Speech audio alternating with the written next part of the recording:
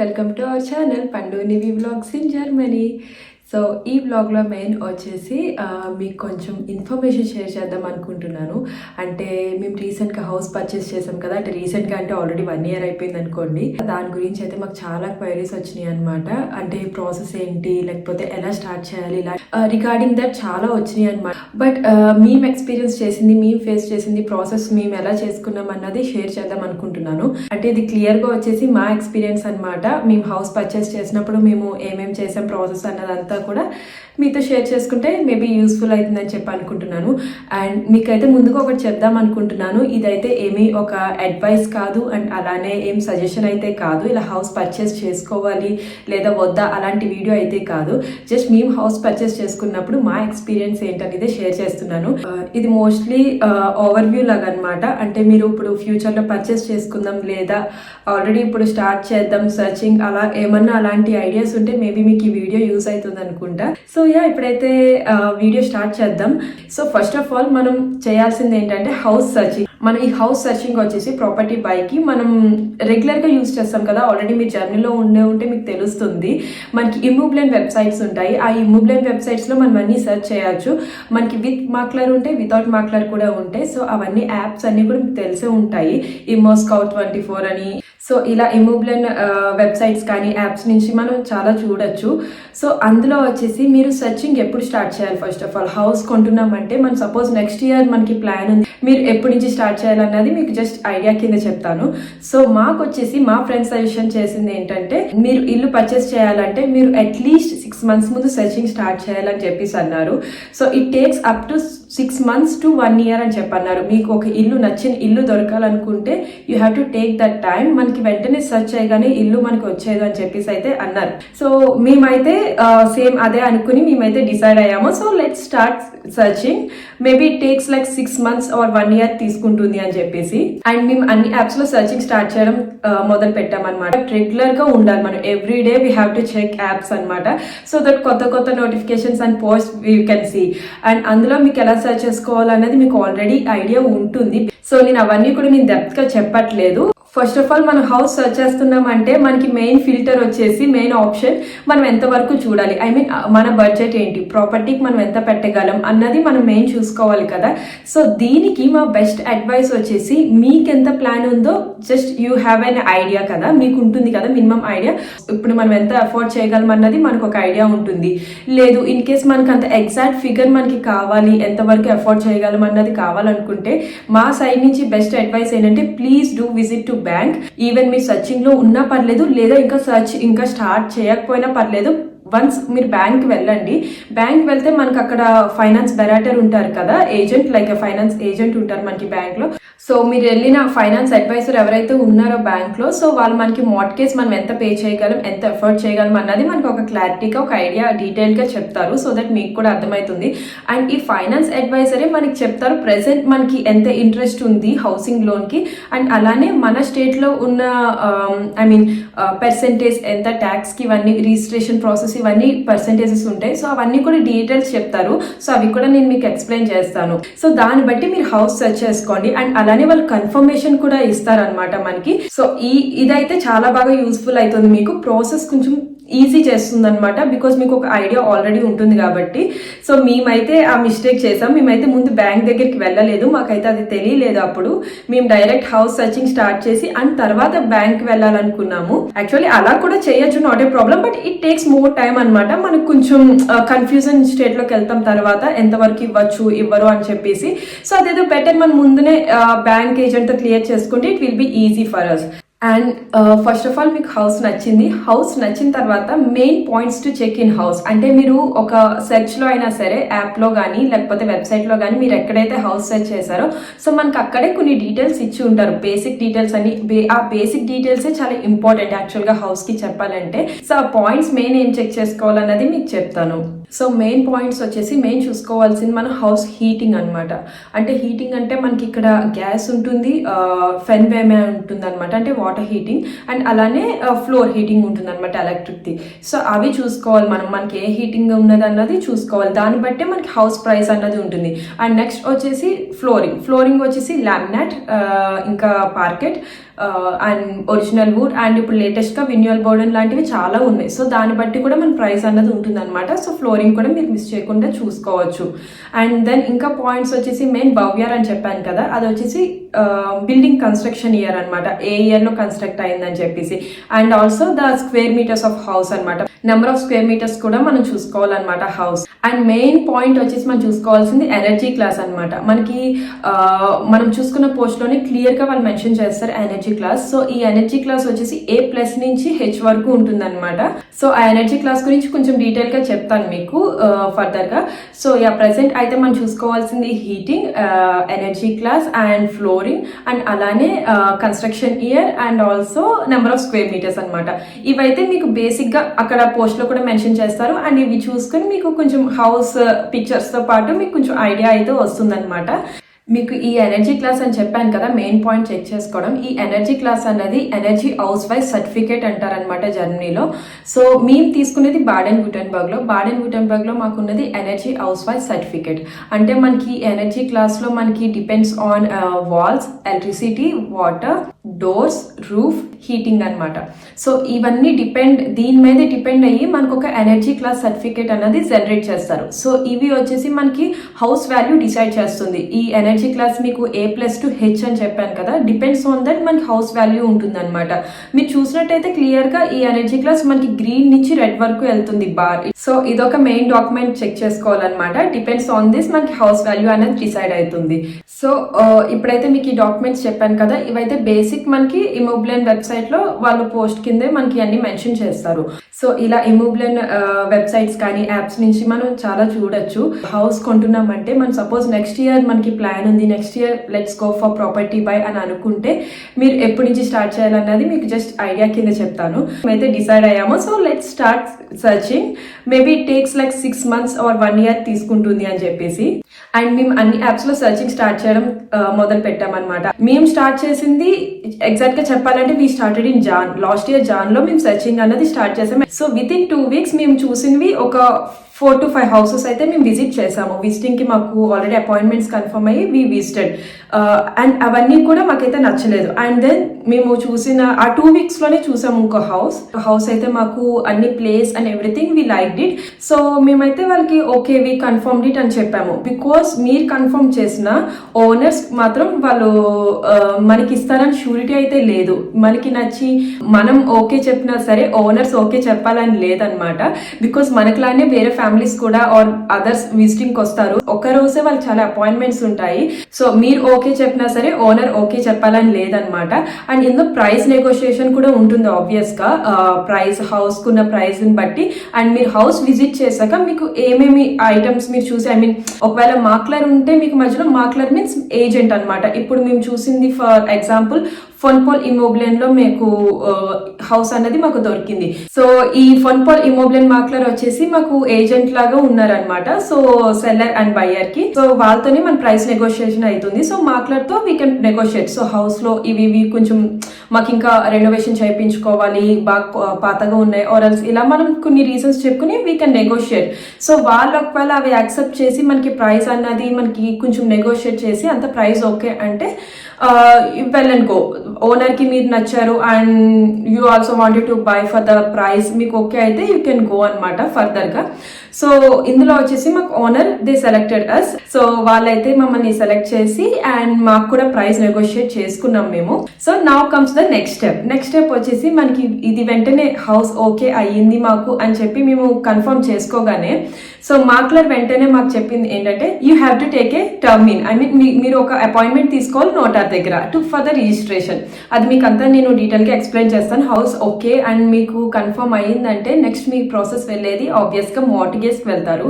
So ఈ mortgage process వచ్చేసి main first documents particular documents అడుగుతారు ఫ్రమ్ ద ప్రాపర్టీ అనమాట. సో అందులో వచ్చేసి మెయిన్ పర్టికులర్ డాక్యుమెంట్స్ చెప్తాను. అందులో వచ్చేసి మెయిన్ గ్రూన్ బుక్ అనమాట. గ్రూన్ బుక్ అంటే ల్యాండ్ రిజిస్ట్రేషన్ బుక్. సో ఈ ల్యాండ్ రిజిస్ట్రేషన్ బుక్ లో మెయిన్ వచ్చేసి ఓనర్షిప్ డీటెయిల్స్ ఉంటాయి అనమాట. Ownership property ownership details and అలానే ప్రాపర్టీ లోన్ డీటెయిల్స్ అనమాట. సో టుగెదర్ ఉంటాయి ఈ గ్రూన్ బుక్ లో వచ్చేసి. సో ఇదైతే మస్ట్ అనమాట. సో ఇది వచ్చేసి గ్రూన్ బుక్ అనమాట, అంటే land registration book. So next వచ్చి ఆబ్వియస్ గా ఎనర్జీ హౌస్ వైస్. నేను చెప్పాను కదా ఎనర్జీ హౌస్ వైస్ అని చెప్పేసి. సో అదైతే నీడెడ్ అనమాట.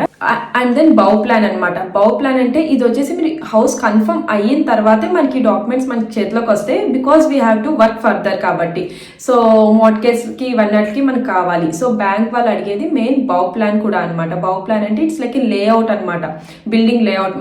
ఇఫ్ ఇట్స్ హౌస్ లేకపోతే ఒక ఫ్లాట్ అన్నా సరే దానికి సంబంధించింది బౌ ప్లాన్ అంటూ ఉంటుంది. Number of square meters or the exact square meters per room అలా ఉంటుంది కదా, అలా దానికి సంబంధించిన ఒక లేఅవుట్ అనమాట. అండ్ నెక్స్ట్ వచ్చి టైలింగ్స్ ఎర్క్లెరింగ్ అనమాట. టైలింగ్స్ ఎర్క్లెరింగ్ అంటే it's like common property details అనమాట. అంటే మనకు అది ఒక నోటరైజ్డ్ డాక్యుమెంట్ ఉంటుంది మనకి. అందులో వచ్చేసి మనకి బిల్డింగ్ లో ఉన్న కామన్ ప్రాపర్టీస్ గురించి అన్ని మనకి అందులో మెన్షన్ చేసి ఉంటాయి అనమాట. ఈ కామన్ ప్రాపర్టీస్ అంటే మనకి ఫ్లోర్ ఉంటుంది కదా అది, లేకపోతే టెర్రస్, గార్డెన్, అలాంటివన్నీ మనకి what ever the common properties which we have right on అనమాట. సో అది వచ్చేసి టైలింగ్స్ ఎర్క్లెరింగ్ డాక్యుమెంట్ అంటారు. అండ్ నెక్స్ట్ వచ్చి గెబోయిడే ఫెర్సిచ్hrung అనమాట. గెబోయిడే ఫెర్సిచ్hrung అంటే అపార్ట్మెంట్ ఇన్సూరెన్స్ అనమాట. సో మీరైతే ఏదైతే హౌస్ ఆర్ బిల్డింగ్ ఎందులో అయితే ఉంటున్నారో దానికి సంబంధించిన గెబోయిడే ఫెర్సిచ్hrung అనమాట. ఇది వచ్చేసి ఫెర్వాల్టుంగ్ వాళ్ళ దగ్గర ఉంటుంది. ఫెర్వాల్టుంగ్ వాళ్ళు చూసుకుంటారు అనమాట. ఇది ఫెర్వాల్టుంగ్ అంటే నథింగ్ బట్ మెయింటెనెన్స్ మెంబర్స్ అనమాట. మన బిల్డింగ్ ఎవరైతే మెయింటైన్ చేస్తున్నారో వాళ్ళు. సో ఆ డాక్యుమెంట్ కూడా కావాలన్నమాట. సో ఇప్పుడు మెయిన్ బ్యాంక్ వచ్చేసి మనకి కావాల్సింది గ్రూన్ బుక్, ఎనర్జీ హౌస్ వైజ్ సర్టిఫికేట్, బౌ ప్లాన్, టైలింగ్స్ ఎర్క్లెరింగ్ అండ్ ఇంకా గెబోయిడే ఫెర్సిచ్hrung. So these are the main documents that needed for bank loan, I mean mortgage process ki. And then మీకు వన్స్ ఈ హౌస్ కన్ఫర్మ్ అయ్యి when you have all the required documents for your mortgage, మీరు ఒక బ్యాంక్తోనే అసలు ఉండదు. This the second advice, main advice అనమాట. మీరు మాత్రం ఒకటే బ్యాంక్తో మాత్రం మార్ట్గేజ్ ఆఫర్ చేయొద్దు. ఇంకా మీరు ఎన్ని ఆప్షన్స్ ఉంటే అన్ని పాసిబుల్ వేస్కి వెళ్ళండి, పర్లేదు, ఇట్స్ ఓకే. అంటే మనకు ఓన్లీ బ్యాంకే కాదు, మనకి సెపరేట్ ప్రైవేట్ ఫైనాన్స్ అడ్వైజర్స్ కూడా ఉంటారు. ఐ మీన్ మనకి ఫర్ ఎగ్జాంపుల్ Bowfy24 అని కూడా వెబ్సైట్ ఉంటుంది. అందులో వచ్చేసి మనకి చాలా మంది ఫైనాన్స్ అడ్వైజర్స్ ఉంటారు. సో మీరు అందులో కూడా చూడొచ్చు ఆన్లైన్ లో. సో మీకు ఏమైతే హౌసింగ్ లోన్స్ ఇస్తారన్న బ్యాంక్స్ ఉంటాయో సో అవన్నీ కూడా మీరు వెళ్ళి మల్టిపుల్ ఆఫర్స్ అయితే తీసుకోండి. ఒక ఆఫర్ మీదే డిపెండ్ అవ్వద్దు. సో దట్ మీకు ఉన్న ఆఫర్స్ లో ది బెస్ట్ చూస్ చేసుకోవచ్చు. ఐదర్ ద ఇంట్రెస్ట్ లేకపోతే మార్ట్గేజ్ ప్లాన్, ఇవన్నీ చాలా డిఫరెంట్ వేస్ ఆఫ్ కండిషన్స్ తో ఉంటాయి. సో అవన్నీ చూసుకొని ద బెస్ట్ ఆఫర్ మీరైతే చూస్ చేసుకోవచ్చు. అండ్ మెయిన్ వచ్చేసి ఈ బ్యాంక్ ప్రాసెస్ కి ఫర్దర్ వెళ్లే ముందు మీకు ఒక విషయం చెప్తాను. ఇప్పుడు నేను చెప్పినట్టే మేమైతే హౌస్ సెలెక్ట్ చేసుకున్నాము, కన్ఫర్మ్ చేసుకున్నాము. అండ్ దెన్ నోటార్ వచ్చి మాకు చెప్పింది ఏంటంటే మీరు నోటార్ టెర్మిన్ కి వెళ్ళాలి వెంటనే. బికాస్ మాకు అసలు ఐడియానే లేదు house process. To be genuine చెప్పాలంటే, టు బి ఫ్యాక్ట్ మాకైతే ప్రాసెస్ ముందు తెలీదు. జస్ట్ మేము హౌస్ సర్చింగ్ స్టార్ట్ చేసాము and then it will take 6 months అనుకున్నాము మాకు హౌస్ దొరకడానికి. బట్ ఫార్చునేట్ గా మాకు 2 weeks లోనే దొరికింది. సో మాకైతే అంత ఎంక్వైరీ చేసే ఆప్షన్ కూడా మాకు లేదు. Because we don't want to leave the house. మాకైతే హౌస్ నచ్చింది. సో మేము జస్ట్ కన్ఫర్మ్ అయిపోయి we just wanted to go further.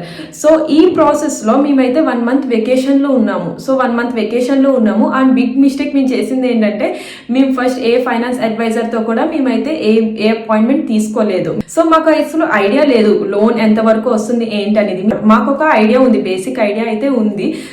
So that ఆ అమౌంట్ కి మేము వెళ్ళి ఓకే చెప్పేసాము. బట్ మెయిన్ మనకు కావాల్సింది ఫర్దర్ ప్రాసెస్ కి bank finance adviser confirmation. So ఆ కన్ఫర్మేషన్ ఉంటే మనం పీస్ఫుల్ గా వెళ్ళొచ్చు ఫర్దర్ ప్రాసెస్ కి.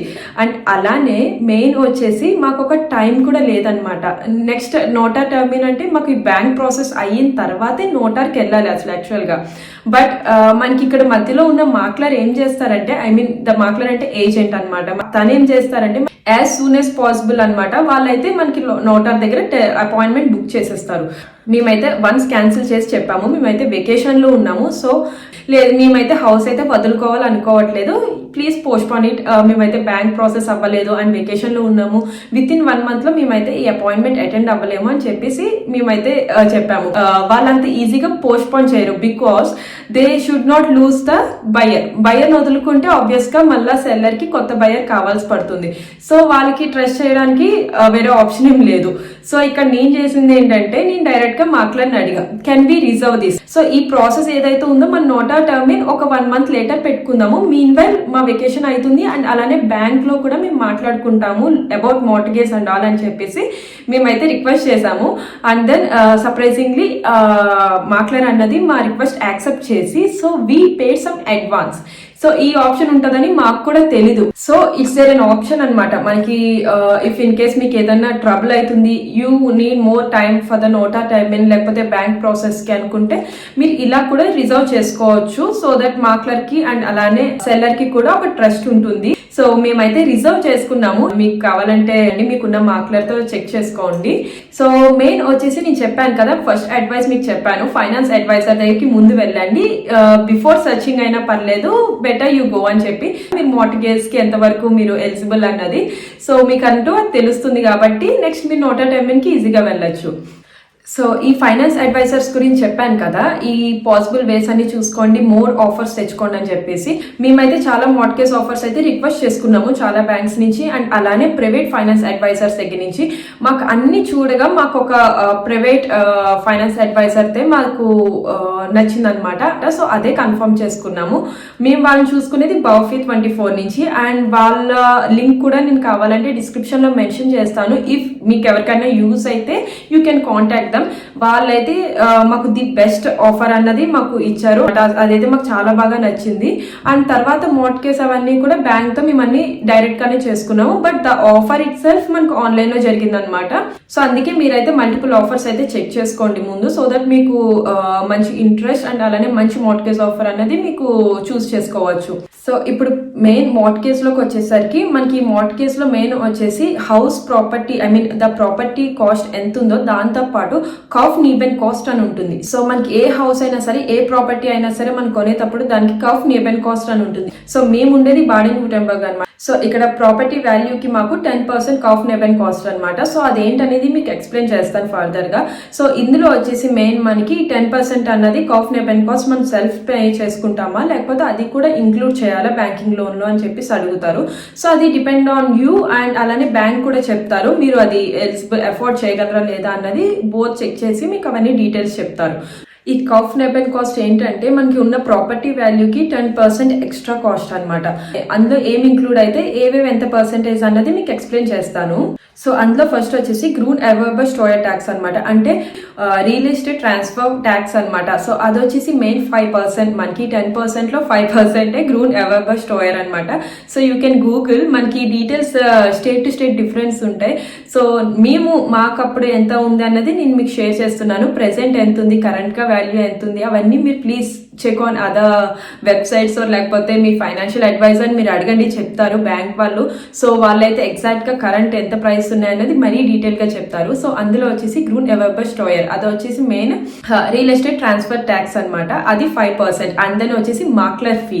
ఈ మాక్లర్ ఫీ మనకి మెయిన్ వచ్చేసి మాక్లర్ తో వెళ్ళొచ్చు హౌస్ ప్రాపర్టీకి, ఓనే మాక్లర్ కూడా వెళ్ళొచ్చు. కొన్ని వెబ్సైట్స్ మనకి ఓనే మాక్లర్ ఉంటాయి అనమాట, అంటే అది డైరెక్ట్ మనకి బయ్యర్ అండ్ సెల్లర్ తో డైరెక్ట్ కాంటాక్ట్ ఉంటుంది.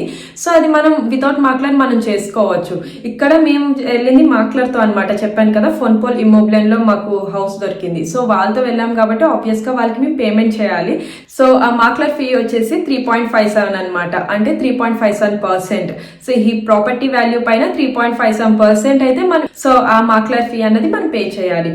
అండ్ నెక్స్ట్ వచ్చేసి నోటార్ ఫీ అనమాట. నోటార్ ఫీ వచ్చేసి 1.5%, అది కూడా ప్రాపర్టీ వాల్యూకి 1.5% మనం we have to pay to నోటార్ అనమాట. సో అండ్ తర్వాత గ్రూన్ బుక్ ఐంట్రాగ్ అనమాట. గ్రూన్ బుక్ ఐంట్రాగ్ అంటే ల్యాండ్ రిజిస్ట్రేషన్ ఎంట్రీ అనమాట, అంటే మన ల్యాండ్ రిజిస్ట్రేషన్ అయినట్టు ఎంట్రీ చేస్తారు కదా నోటార్ దగ్గర. సో దానికి అనమాట అది వచ్చేసి 0.5%, depends on the property value. మన ప్రాపర్టీ వాల్యూ ఎంత ఉంటుందో దాని మీద పర్సెంటేజెస్ అనమాట అన్ని. సో ఇవన్నమాట ఇక్కడ ఉన్నవి అయితే బాడెన్-württemberg లో అయితే ఉన్నవి ఇవి. సో ఇందులో మేము చూసారు కదా గ్రూన్ ఎవర్బర్ స్టోయర్ వచ్చేసి 5% అండ్ ఇంకా మాక్లర్ ఫీ వచ్చేసి 3.5%, నోటా ఫీ 1.5% అండ్ గ్రూన్ బుక్ ఐంట్రాగ్ వచ్చేసి 0.5%. సో ఇవన్నీ 10% అనమాట. సో ఇది మనం సెల్ఫ్ పే చేసుకుంటామా లేదా మనం కావాలంటే హౌస్ మనకి మార్టిగేజ్ లోన్ ఏదైతే ఉందో అందులో కూడా మనం ఇంక్లూడ్ చేసుకుని బ్యాంక్ వాళ్ళ దగ్గర తీసుకోవచ్చు. It totally depends on us and also bank మనకి ఎంతవరకు ఆఫర్ చేయగలరు అన్నది అనమాట. సో ఇందులో మనం మైనస్ తగ్గించుకోవచ్చు అనుకునేది ఏమన్నా మీకు లక్ ఆర్ సమ్ ఛాన్స్ ఉంటే మాత్రం మాక్లర్ ఫీ అనమాట 3.5% ఉంది ప్రెసెంట్ బాడెన్-württemberg లో. మేము కొన్నప్పుడైతే 3.5% 3.5% ఉంది. సో అదైతే మనం సేవ్ చేసుకోవచ్చు. రిమైనింగ్ అవన్నీ కట్టాల్సిందే తప్పదన్నమాట అవన్నీ కూడా. అండ్ ఇవన్నీ కూడా ప్రాసెస్ మనకి బిల్స్ అన్ని కూడా మనకి ప్రాసెస్ అవుతుండగానే వస్తాయి. బికాస్ మన నోటార్ అపాయింట్మెంట్ అటెండ్ అవ్వాలి. సో దానికి ఫీ పే చేయాలి. మనకి ఫస్ట్ బిల్ వచ్చేది మాత్రం మాక్లర్ నుంచి వస్తుంది. హౌస్ కన్ఫర్మ్ అయిపోయి మనకి అంతా అయిపోయిన తర్వాత నోటార్ టర్మిన్ అవన్నీ అయిపోయిన తర్వాత మనకి ఫస్ట్ వచ్చేది మాత్రం మాక్లర్ ఫీ వస్తుంది. అండ్ తర్వాత నోటార్ వస్తుంది అనమాట. సో ఇవన్నీ ఆఫర్స్, బ్యాంక్ లోన్ ఆఫర్స్ అయితే మనం వీటికి సంబంధించి మాట్లాడుకుంటాం అనమాట. మార్టిగేజ్ లో మనకి ఏం ఇంక్లూడ్ అవ్వాలి, ఏం ఇంక్లూడ్ అవ్వకూడదు అని చెప్పేసి, ఐ మీన్ కాఫ్ నెపెన్ కాస్ట్ అనేది ఇంక్లూడ్ చేస్తామా లేదా అన్నది ఈ మార్టిగేజ్ ఆఫర్ లోనే మనం డిస్కస్ చేసుకోవచ్చు. మళ్ళీ బ్యాంక్ ప్రాసెస్ అన్నది స్టార్ట్ అవుతుంది అనమాట. ఇప్పటి వరకు మనం బ్యాంక్ లో ఓన్లీ జస్ట్ ఆఫర్స్ అన్నది మాట్లాడుకున్నాము. బట్ నెక్స్ట్ మనకి ఆబ్వియస్ గా ప్రాసెస్ స్టార్ట్ చేయాలి. ఈ మార్టిగేజ్ ప్రాసెస్ అనేది స్టార్ట్ చేయాలి.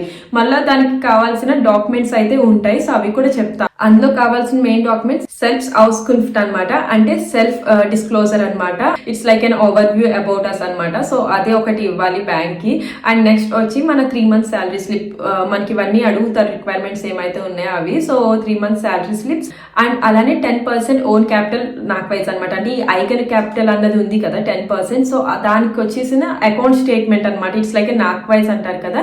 సో అకౌంట్ స్టేట్మెంట్ కావాలి. అండ్ అలానే హౌస్ ఎక్స్పోజ్. ఇప్పుడు మనకి హౌస్ పోస్ట్ ఏదైతే పెట్టారో దానికంటే హౌస్ ఎక్స్పోజ్ PDF డాక్యుమెంట్ ఉంటుంది అనమాట. ఆ హౌస్ ఎక్స్పోజ్ కూడా క్లియర్ గా సబ్మిట్ చేయాలన్నమాట. సో మన సైడ్ నుంచి సబ్మిట్ చేసే డాక్యుమెంట్స్ అయితే మెయిన్ మన సెల్ఫ్ అవుస్కున్ఫ్ట్ అంటే సెల్ఫ్ డిస్క్లోజర్ అండ్ అలానే 3 months salary slips and 10% own capital ది నాక్ వైజ్ account statement and house expose అనమాట. ఈ మార్టిగేజ్ కాంట్రాక్ట్ చేయాలి కదా, ఆ కాంట్రాక్ట్ కావాల్సిన డాక్యుమెంట్స్ ఉంటాయి అనమాట. ఇందాక మీకు చెప్పాను కదా, గ్రూన్ బుక్, టైలింగ్స్ ఎక్లేరు, బౌ ప్లాన్ అండ్ కాఫ్ ఫెట్రాక్ అండ్ వూఫ్ అనమాట. అంటే అదొక డ్రాఫ్ట్ వస్తుంది. డ్రాఫ్ట్ డాక్యుమెంట్ మనకి నోటార్ దే విల్ సెండ్ యూ బ్రీఫ్ కానీ ఈమెయిల్ కానీ పంపిస్తారు మనకి. అది కాఫ్ ఫెట్రాక్ అండ్ వూఫ్ అనమాట. మనం ఏ ఆఫర్ అయితే కన్ఫర్మ్ చేసుకుంటామో, ఐ మీన్ ఏ బ్యాంక్ నుంచి అయితే మనం ఆఫర్ కన్ఫర్మ్ చేసుకుంటామో ఆ బ్యాంక్ కి డైరెక్ట్ గా నోటార్ పంపిస్తారనమాట ఈ కాఫ్ ఫెట్రాక్ అండ్ వూఫ్ అనేది.